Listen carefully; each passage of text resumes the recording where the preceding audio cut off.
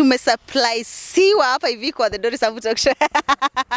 Hello and welcome back to the Dori Sambu Talk Show. I've missed you guys. So I've got good things for you, good stuffs for you. If you are new here and you've not subscribed to my talk show, the Dori Sambu Talk Show, kindly subscribe, like, share, and even share to your friends, and all will be well. So today I have an amazing guest here with me, and she will introduce herself and tell us what her name is and all that. Welcome to the Dori Sambu Talk Show.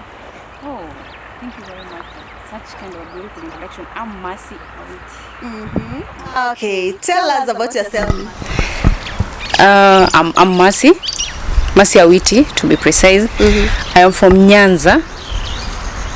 I've lived in Coast and I've lived in Nyanza too. You remember the question that was being asked before, like you are which born in your home? I'm the sixth born in our home. I did electrical engineering. Wow. What else? I'm a businesswoman. What else? Keep going. Thank you very much.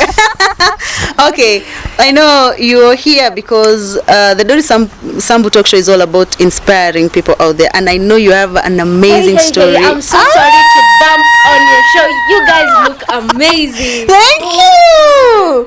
Oh my goodness. I love your content. Your content is so awesome. I love it. And for that, I have a little gift for you. Thank you. You just hug her. Oh my goodness, this is so amazing. Thank you. And where's my gift? Where's my gift? We'll have yours next time. Thank you. This lady is so amazing. Thank you very much. And thank you for even coming to the Dori Sambu Talk Show to surprise her in my show. This is so amazing. I'm very much humbled, guys. Oh my God. Hey, tumesurprise-siwa hapa hivi kwa the Dori Sambu Talk Show.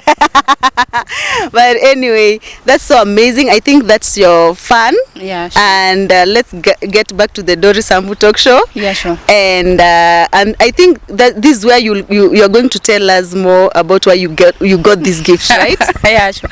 Okay, thank you very much for inviting me to your show today. I'm very much humbled. This journey we are walking, both of us are working together. So Mercy, as I told you earlier, Mercy is an engineer, Mercy is a businesswoman, and Mercy is also a wife, right? Now, if I want to tell you something about me, I can tell it to you like almost, the whole day. Because in life, hawezi kosa kitu cha kusema. Now I was born. If you see right now, I'm using the spectacles. Yeah. I was born without using these things. And let me just fast forward. When I was in Form 4, a day to rehearsal day. That is the time that I just everything like turned black and I became blind. Completely. Completely. Wow. It was a day to rehearsal.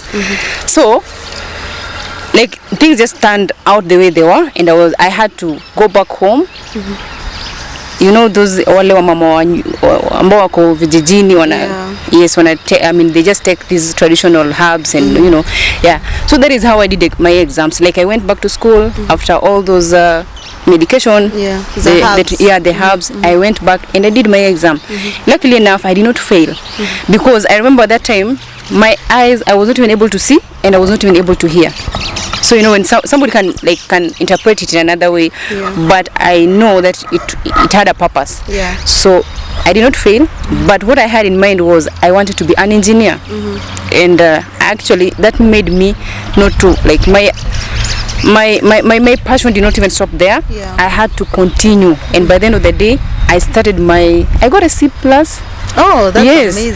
I got a C+, and remember, you were like, let me show you how it was. Like, unaangalia kitu, you're like, unaangalia dika kidogo, then that is how I did my exams. So you can imagine how tough it was. You were straining. I was really straining, and I did it. Yeah. Now, after that, my dad really believed in me. And after that, I went to RVTTI. I went to RVTTI. That is in Eldoret. I started with diploma because I never wanted that I never wanted my passion just to die like that. Yeah. So I started with diploma in electrical engineering, and I was like, no, I just had to push. And there is this I have a certain vision. Like I usually love to push. To push the name. Like Awiti name is just I feel it is just a beginning. I usually love to push them. So I was like, I have to continue doing this. So after that I went to Moi, which I did my degree in electrical engineering. And going back kidogo, immediately when I finished my Form 4, I started hustling when I was still young. So when I was in Form 4, immediately when I finished Form 4, I remember it was on 11th January 2010. So it was on a Monday. So I had a certain guy who we met for a very short time. So this guy nikamwambia unaweza nipeleka mali fulani, then he was like okay, I can take. Alikuwa na pikipiki. So this guy tukaenda naye kufika mahali. I did not know that we were heading somewhere. That was 2010. 2010. Okay, and no, I was supposed now to join the tertiary. Oh yeah. Yeah. So kwenda pale nikapatana na huyu jamaa. Sikujua tunaenda wapi. Kumbe we were heading to a lodging. So kufika pale akaniambia Mercy, nikamuuliza mtu anaweza kuachia nyumba yake hivi? Then the guy was like, he realized that this lady bado she's still naive. So tukaingia. Uko unajua lodging inakaaje? Hata sikujua. Unajua ile venye unakuwa raised, yani hata mtoki amjui mambo mengi. Yani I was right now, if I reflect back, I'm very much happy because even by then I was a virgin. Imagine, I was a virgin. Okay. Sasa after all those things happened, nikaingizwa hapo ndani, then we sat, then he was like, okay, Mercy, unakunywa soda gani? Guess what do you think I could have ordered? Just guess. Fanta. Of course, tena Fanta orange.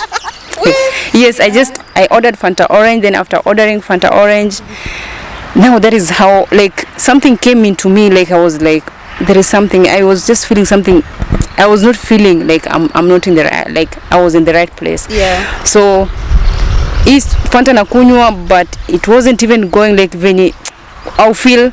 So after some time I realized that okay, there is something happening here. This guy, he pushed me to the bed. Now that is where the war started. We fought with him. Unajua ile alikuwa ni bonge la mtu. Alikuwa mtu mzima. Yes, I'm still young. Hata mambo ya sex hata sijui. So I was still young, and we were struggling with him, and I told God one thing. I just told God one thing. If I have to lose my virginity in this way, I don't think there is any relationship that I have with you. Because the Bible says that your bodies are the temple of God. So how can you keep something so clean like that, and God disappoints you at the last minute? I say, man, no, this one cannot happen. We fought, and I realized that there's some of the prayers that God can answer you instantly. So he was attempting to rape you? Of course, not even he was attempting to rape me, but he wanted to rape me. Not even he wanted something of that sort. So it happened, and I fought, and I was just praying like macho makavu. I don't think even my tears were out. Like the only thing I was able to tell was, if it happened, so my relationship with God was just to imagine. So after that I remember I was just remembering I was just seeing the CDs.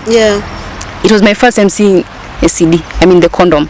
He was already on it. Yes, and you see it and you're like, now what is this? And with the small studies that we've had about the HIV, whatever, you can it was easy for you to identify now this is it. So I was just seeing them, they're busting on my face, and I'm like, and ananivuta nywele, and I'm it was that tough. But I was still I still kept telling God one thing, aki Mungu tu niruhusu tu nikitoka hapa. I don't think if I will even get into any room with any other man again. Like I was just reasoning shallowly. So after that I was just remembering I had a certain top and there was a certain place here which was white and a very big skirt. So I do not know how I left that place without being raped. And that place was very dirty. And I remember that my pant iliraruka hapa. I still have that pant until to date. Oh my goodness. Yes. So iliraruliwa, and it happened. It was so bad. So but luckily you managed to escape. of course, I realized that any person, if you're doing something, if you have a very faithful prayer, my friend, there is nothing that can happen to you. Now kuna wale watu wengi wamepitia yani situation kama yako na wameificha. What made you come out and start sharing your story out here?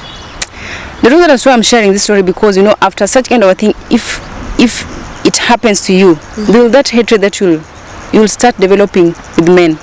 You know, for me, I was not even able to like nisikize TV sauti ya Wanaume, because I was like, every man is just like that. Yeah. But now not all men are like that. Yeah. So if you share it out, there is a part of you that is like ni kama unatoa. Lord, yeah, because I did not know that even right now. I did not know that I will get married. And that is why most of the time you realize that I talk about love. Yeah. Right now I've found somebody who has loved me. So not all men can rape you. Yeah. Wanaume wengine watakuomba, ukikataa wanakuacha. You know. How long did it take you to like share the story? Did you go ulienda home ukaambia wazazi ama you kept it for yourself for some time? I think even my parents maybe they can even get it from like whatever. I've never shared it with them because I do not know the bond I'm having with my dad. I don't know how he will feel it because he knows the guy. Oh my God. So I do not know how he can feel when he gets this thing. Yeah. But I thank myself for being strong. Like I was even in a position to be strong for myself. You know. So that is how it happened. Yeah. And okay, I later did not even reach where I was supposed to go. I went back home and I was very traumatized.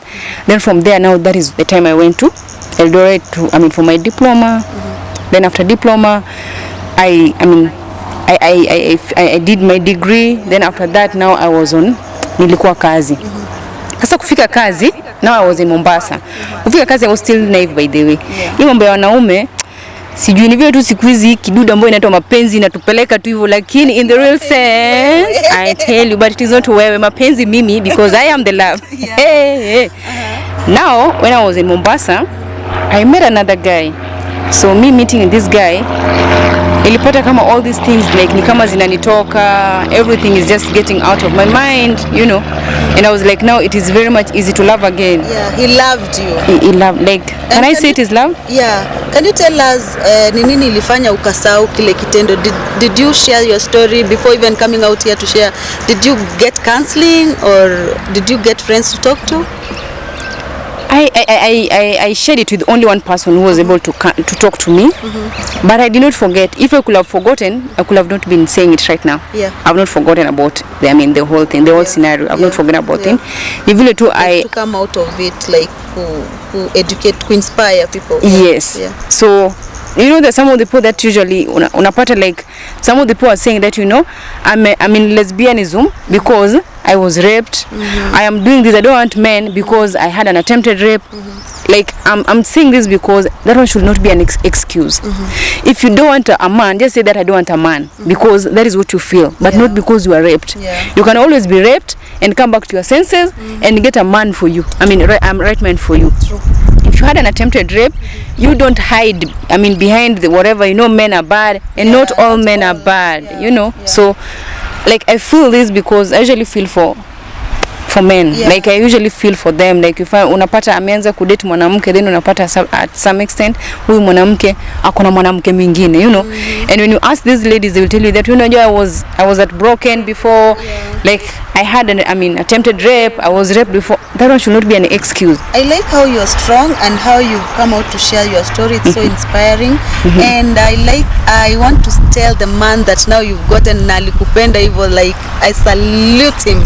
Like that's so amazing. That's so amazing. Those are the men that we need out here. Yeah.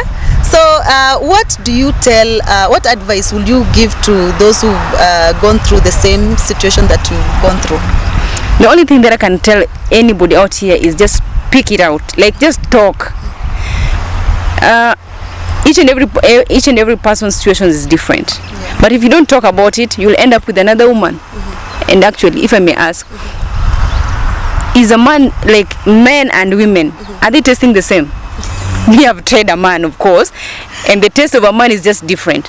So you cannot hide between, you cannot hide behind you being raped. I am a victim, and I can say it very, like I can say it gladly. Yeah. I can say with a lot of no confidence fear. Yeah. that if you are, if you once in such kind of a situation, don't be discouraged.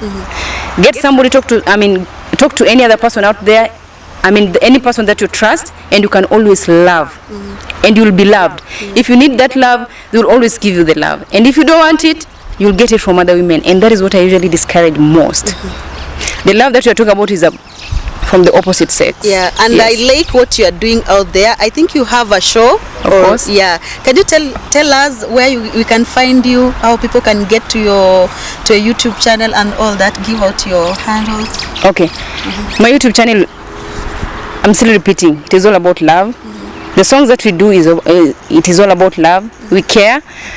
My YouTube channel, you can even search Mercy Awiti, or you can search Real and Raw Talk. You can get either, but Mercy Awiti will be very much easier for you. That is in YouTube channel, right? What about on Twitter, Instagram? Is it Mercy Awiti also?